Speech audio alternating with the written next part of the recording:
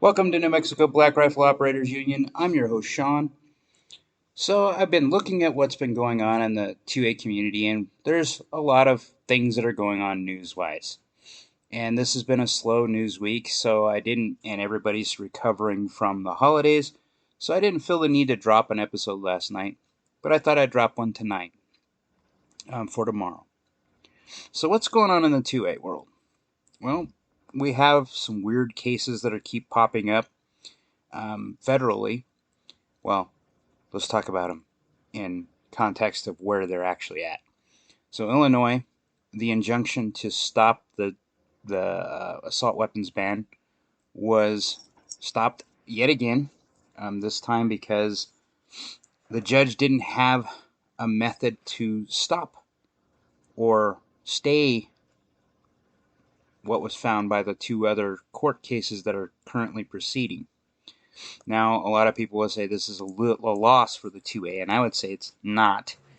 Because what we actually need to have happen, as weird as this is going to sound, is we need to lose in lower courts quicker so we can have these cases appealed at the federal Supreme Court level. Now, what do I see happening in 2024? I see what New Mexico's governor has done with the Safe Spaces Acts and trying to inhibit, normal citizens from carrying in places where bad things happen, like parks, like public spaces. This is what Gavin Newsom has done in California, or has tried to, which was found unconstitutional and was reversed in a California court. So you could see the case precedents lining up in our favor. And I think that the sooner we get to the Supreme Court, the sooner a lot of these decisions will finally be made in our favor, especially with what's been happening there's a case that's been going through about Chevron deference where the EPA was involved, and this case looks like it's going to go in our favor, where the alphabet agencies can't use Chevron, which is the ability for them to make up laws, or they think they have that ability. They're about to be called on the carpet, and they're going to have to stop doing that. And this will stop places like the ATF or the FBI from getting any ground. What do I see happening in New Mexico specifically? In a couple of weeks, in 2 weeks, in fact, the end of this week, beginning of next week, we'll start seeing the governor start putting forth her bills as what she's going to call on the floor for the roundhouse to try to get past gun restrictions in New Mexico. So I think the Democrats, or the leftists in general, are going to be pushing really hard for gun control because they aren't getting any traction, so they're going to try to do it in every state and make this as laborious as possible, so that they can try to get some of these gun bills passed before the election. Now, if anyone on the right was smart, they would make this an election piece because gun restrictions aren't popular. It's been shown poll after poll after poll after poll after poll that there are a lot more people that own firearms that just don't come out and say it because they're tired of this type of stuff. They realized a long time ago that they are their own first responder. So I'm trying to leave you in a very happy spot because we're coming into 2024, which is going to be a wild year because of the election, especially when you see people like the former President Trump, being ripped off of ballots. It's going to get spicy, and we'll see where that goes. I'm more so interested in a couple of things I've seen that are kind of weird, and that's because I've gotten bored with the politics part of the 2A conversation for right now because there doesn't seem to be anything new that's coming out that I haven't reported on or talked about. And I started looking around, and the first thing I found was there's a company that's making AK bullpup kits. Now, I am still one of those people that don't own a bullpup in my current collection, but I have 6 Kalashnikov rifles. Now, I personally wouldn't take a 7.62 by 39 rifle and convert it into a bullpup because the magazine is too curved. However, an AK-74 or a 5.56 AK, of which I have 2 of each version, with a more straight magazine, this is kind of an interesting idea. However, you lose some functionality of that you would get with the bullpup. So the whole draw for modern bullpups is that you can shoot them left or right-handed. You get the same length barrel in a shorter package, so you kind of get the SBR feel without having to go through all the paperwork. That is something I'm interested in. I'm not so interested in these super compact guns because they lose ballistic potential with certain calibers, i.e. the 5.45, the 5.56. So you do want that extra barrel length to keep that velocity up so the bullet will do what it's supposed to do. So the bullpup, to me, is an interesting idea for these. Now, if you know anything about bullpups, there was a bullpup that's been around for years. It's called the L85. It's now branded the L86.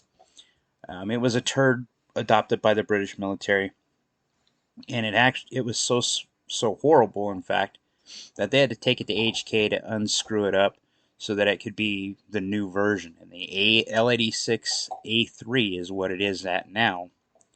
Is now a fairly decent rifle. It's basically an AR-18 in a bullpup configuration. Now, why do I bring up the L86 when talking about a bullpup AK? So the L86, being designed so far back in the gap, has a reciprocating charging handle on the right-hand side. So it is a right-handed only shooting gun, meaning that only right-handers could shoot it because a left-handed person would be hit in the head by the spent brass, but they'd also be hit in the head by the reciprocating charging handle. The British military teaches left-handed shooters to shoot right-handedly so that they can address that particular rifle. The same issues that the L86 would have, or has, would be the same issues you'd have with a Kalashnikov. Because the bullpup variants I've seen of them, the first one is called the Groza, which is the original Russian version of a bullpup to test proof of concept to see what this was about. The Russians never went too far with it, and to be honest, I think the bullpup's kind of a dying design. It's just one of those things that I've always been kind of intrigued about because it's a weird thing, and that's what drew me to this. One of these kits could cost to convert a Kalashnikov that I already own into about $350. Okay. Now, bullpups are notoriously have bad triggers. The Kalashnikov doesn't have an amazing trigger already. So, is this something that would be an oddity? Yes. But it's an oddity that strikes a little bit of a chord with me because I'm a Kalashnikov collector, and the Groza is one that I've always seen, and I almost had a chance to pick up the Chinese version of the Groza. But at the time I was working for Sears, and I didn't have enough funds, and my friend who worked at Sears when you could actually do private sales in New Mexico without having to go through a mile of red tape, he had one that he bought at a gun show for a song, and he was going to make me the same song deal for it.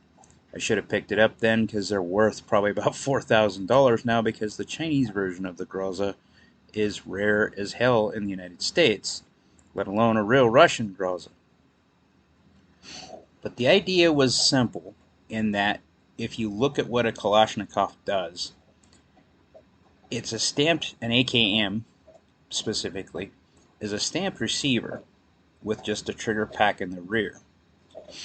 It would lend itself very easily to make a printed rear stock that was shortened so that you could put your cheek on the dust cover like you kind of do already, but then have the fire control group it'd have to go down the side with rods to basically actuate the trigger, and it would add this little hump to the rear of the AKM pattern rifle because that's how it would activate the trigger. But it gives you that same idea, that same feel as like the L86, which I've always liked the look of the L86, but the L86 is a 13-pound gun, and if I'm going to carry a 13-pound gun, I'm going to carry a G3, an HK G3. That's just me because I prefer to have a 308 anyway. But it made me start thinking about this, is that I've been wanting a bullpup, and with the job changes I've had, and I'm trying to still catch up on bills from being on board and everything else, I don't see me being able to afford $2,000 anytime soon to scratch that itch. But I do have a couple Kalashnikov donor rifles that I don't use very often, as much as I should, that I would be interested in possibly doing one of these conversions, which I could undo if I didn't like it. Now, why would I do that to a Kalashnikov that, for me, my Kalashnikovs are working rifles. They're not collectibles. One or two of them probably are. One or two of them will probably never change. But the other four rifles definitely could be Kalashnikov experiments. Let's just put it that way.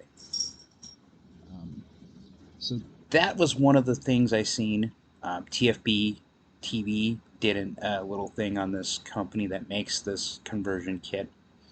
Print Shoot Repeat did one on the pistol version of that kit. And what TFB TV said, what James Reeves said, is absolutely correct. It is a steaming pile of crap, especially in a 7.62x39, because of the curvature of the magazine. And why does the curvature of the magazine matter? Is because when you go to eject an AK magazine, it has to come forward because it has a toe in and then back lockup.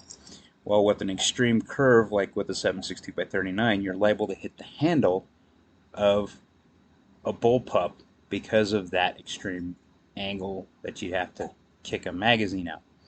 But a straighter one, like an AK-74 or an AK-100 series 5.56 AK, which has straight magazines basically, this makes a lot more sense because you could just pop it out and down, just like you would with a normal, any of the newer, more modern bullpups.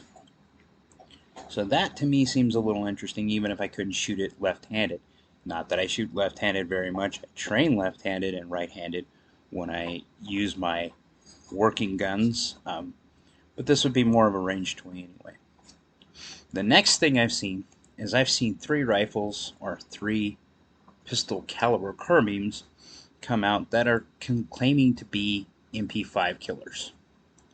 One of them is a Banshee, is from CMMG. I'm sorry, I hate to tell everybody that thinks that they have an MP5 killer. There's no such thing. Okay. Colleen Noir did this really cool video on the Brugger and Thromet, which is a modern, integrally suppressed PCC, and he calls it a Porsche versus a Ferrari. The MP5 being the Ferrari and having some intricacies that piss him off, and the Brugger and Thromet being a Porsche that just sticks and does everything it's supposed to do. Now, I understand his assessment. When I look at the Brugger and Thromet integrally suppressed PCC, it looks like a brick to me. First off, there's some classic lines of the MP5 that I personally enjoy and like because I own an MP5 clone right now, and I like roller delayed guns. Understand that the roller delayed gun concept, like the MP5 and the HKG3 series and HK93 series, these guns were designed in the 50s and progressed to this day in some militaries. They're still in service. So there's a reason for that. But with that, the modern ergonomics of like the AR-15 or this Brugger and Thromet gun are vastly superior. That saying, what they mean is they have the safety in the right spot. I think the MP5 has a safety in the right spot. They have non-reciprocating charging handles on both sides of the charging uh, to charge it from either side, so they're ambidextrous. The magazines are slightly newer, so you could find them easier, probably cheaper. I would say in the Brugger and Thermit case, probably not so much cheaper. They're clear, which you can buy clear MP5 magazines. They have bolt hold opens, which the MP5 does not lend itself to because of the reciprocating mass of the bolt carrier group, but also because the magazines themselves don't have the stop that would have to engage the actual bolt hold open to make them work that way. So that's because they were designed in the 50s by Europeans who never saw the need to have the last round bolt hold open anyway. The other thing I would say is that while you can put all the lights and lasers on the new Brugger and Thermit, you still can with the MP5. Yes, you have to change some pieces out, like the fore end of an MP5. But having shot the MP5 personally, and even the integrally suppressed one, I can honestly say that is the best shooting gun I've ever shot, as far as recoil, as far as handling, as far as every bit of the experience. And while this Brugger and Thermit I've yet to shoot, I'm sure is a great gun, we will never see the fully automatic version of it. Just like we can't see the fully automatic version of the MP5 without having some paperwork. The Brugger and Thermit being a new design, you cannot get. There, because of the 1986 gun ban, you will never be able to get one unless you're law enforcement. There is not a way to get a post-sample version of this unless you're a dealer that is specifically dealing to law enforcement or to the military. So this one would be a semi-automatic version of the MP5. If we're going to get the MP5, I might as well get the real thing anyway. That's just my assessment. So those were the two weird things that I saw that are kind of interesting. You know, there's a lot going on, I guess, in the world of the 2A. I love that the end of the year brings out Mr. Guns and Gear and Honest Outlaw and TFB TV, and a few others that are showing the 5 best guns that they saw of 2023, the 5 worst guns, the 5 best accessories. I like watching those to give me an idea of what is kind of new and innovative and what to stay away from. But most of the things that I saw that to stay away from were things we wouldn't buy anyway. A 4570 Derringer. Okay, I like the 4570 caliber. I need to buy one, a rifle, but I see little utilitarian pieces for a 4570 pistol of any kind, let alone a Derringer with a single shot.